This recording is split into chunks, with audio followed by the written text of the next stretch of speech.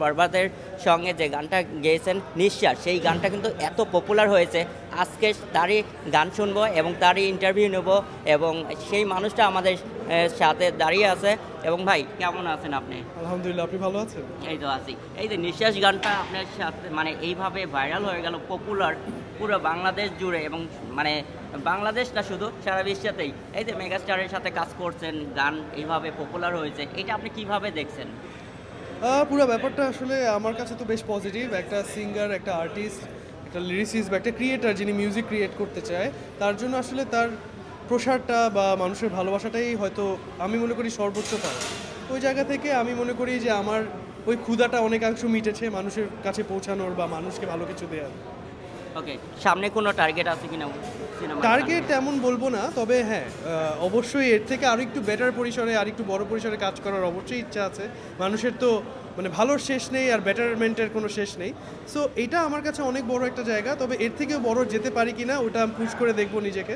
এটা আচ্ছা, আমি ছোট্ট করে একটি কথা বলতে চাই যে আপনি এইভাবে এই যে বরবাদ সিনেমার সাথে আপনি কিভাবে যুক্ত হলেন? বরবাদ সিনেমার সঙ্গে বেসিকলি বরবাদ সিনেমা যিনি ডিরেক্ট করেছেন মেহেদী হাসান হৃদয় ভাই, ওনার সাথে আমি বেশ আগে থেকে পরিচিত। আমাদের বেশ কিছু কাজ আছে, প্ল্যানিংস আছে, তো ওইভাবে করে পরিচিত। তো অল অফ এ সাডেন ভাই আর কি বললো যে আমি একটা মুভি বানাবো, আপনি একটু আসেন, আপনাকে একটা গল্প শোনাবো। সো ওইভাবে করে যে একদম ক্লাইম্যাক্সে গানটা যাবে বা এভাবে গেলে ভালো হয় কি না, দুজন মিলে বুঝা পরামর্শ করেই ওইভাবে করা। প্লাস হৃদয় ভাইয়ের মাথায় ছিল যে আমি ক্লাইম্যাক্সে একটা এরকম সং চাই। সো ওর পরে উনি আমাকে পুরো ঘটনা শোনালো, আমি ওনাকে সাজেশন দিলাম। তো ওইভাবে করে বেটার হয়েছে আর কি। আমার কাছে মনে হয় যে উনি ফ্রিডম দিল যে আমি এটা চাই, এখন আপনি কি দিতে পারবেন আপনি দেখেন। তো ওইটা আমাদের দিক থেকে আমরা আমাদের বেস্টটা দিয়েছি। এইভাবে করেই পুরো গানটার এত দূরের জার্নি আসা আর কি। ওকে ভাই, আরেকটা সর্বশেষ প্রশ্ন ছিল যে মেগাস্টারের সাথে এত কাজ করেছেন, মানে অনেক দিন নিশ্চয়ই দেখা হয়েছে শুটিংয়ে কিংবা গানের রেকর্ডিং টাইমে। জি, জি। এমন কোনো স্মৃতি আছে যেটা শেয়ার করা যাবে সবার সামনে? আমার আমার মনে আছে যে ওনার সত্তা নামে একটা মুভি ছিল, তো ওইখানের অডিওর কোনো একটা জায়গায় আমাদের কাজ ছিল, তো ওইখানে ভাইয়ের সাথে একবার দেখা হয়েছিল। তা আমার কাছে মনে আছে যে আমরা হয়তো আমি শিফটের আগে চলে গিয়েছিলাম, তো আমি ঘুমাচ্ছিলাম, তো উঠে দেখি যে ও মেগাস্টার সাকিব খান ছিল ওইখানে। So it was different for me. উঠে দেখি এত লোক কোত্থেকে আসলো ভাই। আমি যখন আসছি তখন পুরো স্টুডিও ফাঁকা ছিল, তো যখন সাকিব খান আসছে তখন তো অবভিয়াসলি কোনো কিছু ফাঁকা থাকবে না।